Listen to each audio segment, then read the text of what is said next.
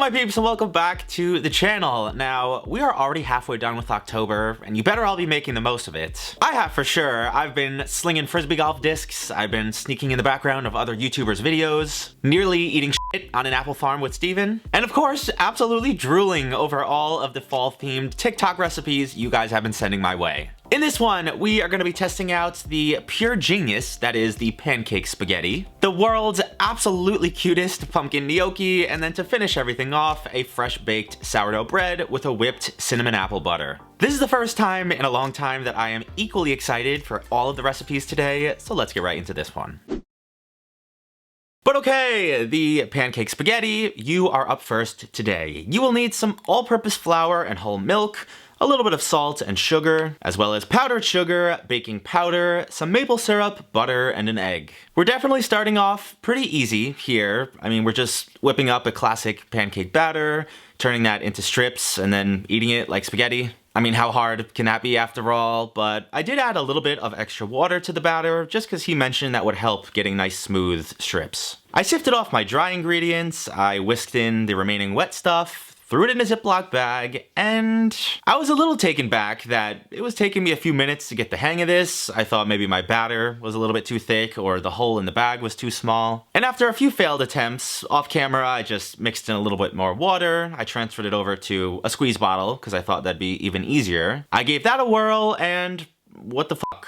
I don't know what's going on here. I don't know how I'm struggling with this so much. It's literally just piping lines of pancake mix. There's little firm bits that keep clogging the damn thing, and I don't know how that's possible considering we sifted everything. But I ended up having to add even more water to this thing and putting the batter itself through the sifter, which I never thought I'd see the day I did that. But let me just take a breath here. I'm getting way too anxious over some damn pancakes and way too early in the video. After all, these are supposed to be comforting fall recipes, so let's just see if we can salvage these things. I will admit, after about 45 minutes of pancake making, I did get a decent looking bowl of these little spaghettis. Without a doubt, the powdered sugar and the little drizzle of maple syrup elevated the look even more so maybe these won't be too bad after all.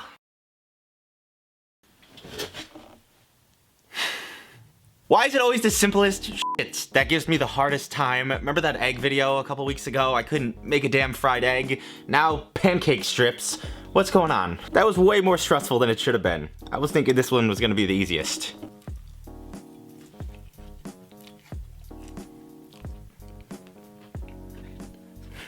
This is fine. It tastes exactly as you would expect it to. I could see this being even better with little sausage meatballs on there. Would I recommend this over just making some damn round pancakes? No, waste of time. Especially if you have to go through all those steps that I just did. Maybe this recipe wasn't a great one for this purpose, but still, when I'm tired and cranky and hungry in the morning, this is the last thing I can see myself making. I think I'd rather eat nothing.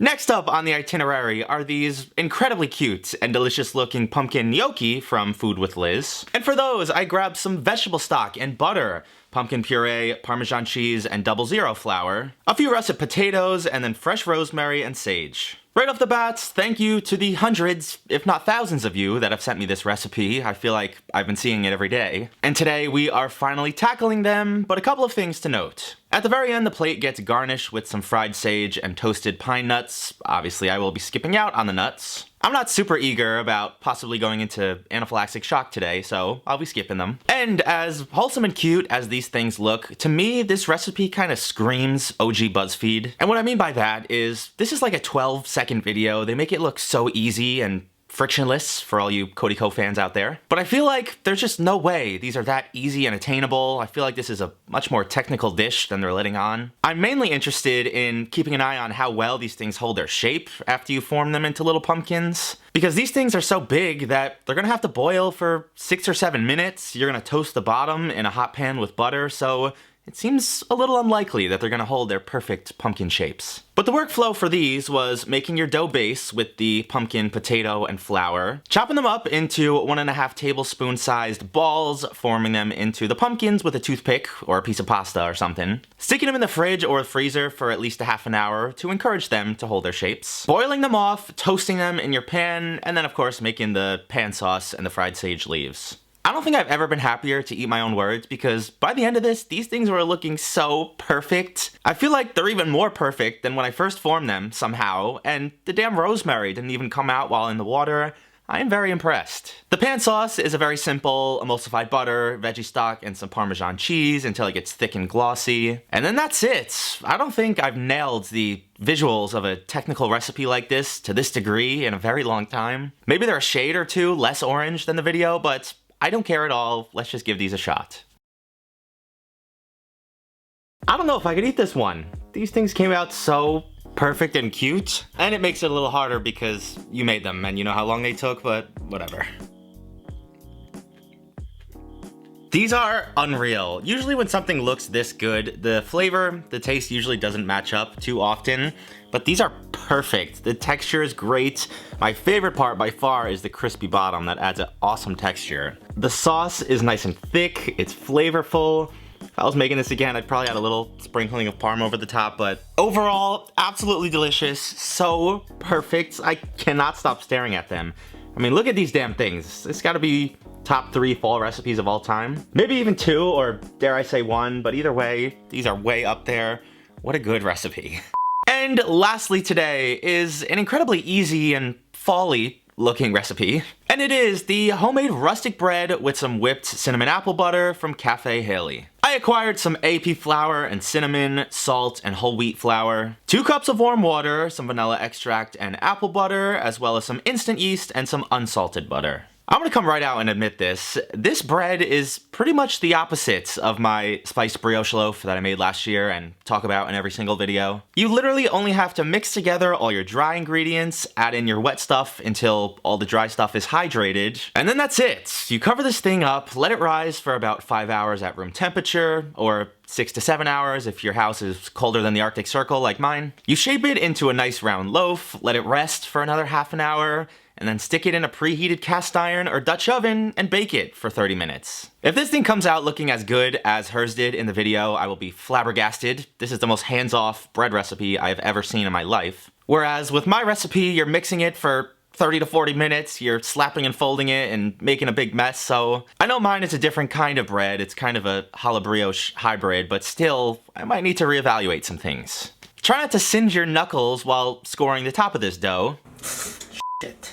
And then it gets baked at 450 degrees for 30 minutes. First impressions, this thing is pretty rustic, to say the least. The top was a little bit ugly. I do wish it rose a little bit more uniformly and got a bit darker. Maybe I should have kept it in the oven for a few more minutes. Before I cut into it, I'm gonna let it cool down for a while I whip up the whipped apple butter. As simple as this looks, I was just as excited to try this as anything in this video today. It's pretty much all my favorite fall things in one. It's just some beautifully toasted brown butter, some apple butter, cinnamon, and vanilla. You gotta mix that vigorously over an ice bath to incorporate some air in this. After all, it's supposed to be a whipped butter. I let it set in the fridge for a couple of minutes. I failed miserably at that quenelle technique that she did in the video. But who really cares, because this thing is gonna get melted and spread into all those nooks and crannies of our bread anyways. Now the crumb of this bread looked pretty damn promising, among other things, when I cut into it. And I do have a few more thoughts, but I'll save them until after I give it a shot, so let's just do that now. I have seen prettier bread and butters. All the butter is melted through by now. But who really cares, as long as it tastes good.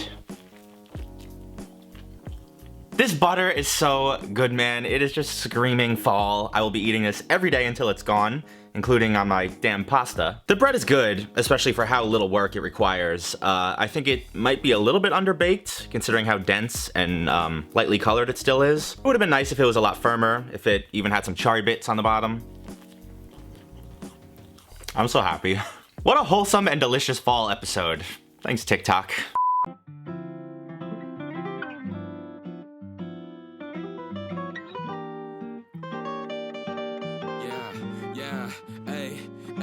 With the M without the AD. Flipping burgers and my money super lazy. Try and make a meal tonight, they ain't paying me. Try and supersize my life with my 18. Yeah, our style wasn't wavy, but we had a vision.